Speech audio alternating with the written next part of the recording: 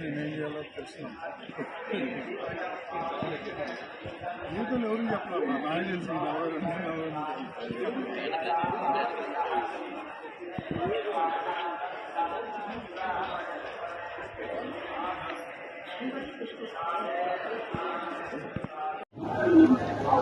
ఏడుకొండల వెంకటేశ్వర స్వామి గారి దర్శనం గురించి నాకు ముఖ్యంగా ఏంటంటే ఈ మధ్య ఒక చిన్న యాక్సిడెంట్ అయ్యి చేయి ఫ్రాక్చర్ అయింది. ఆ తర్వాత మళ్ళీ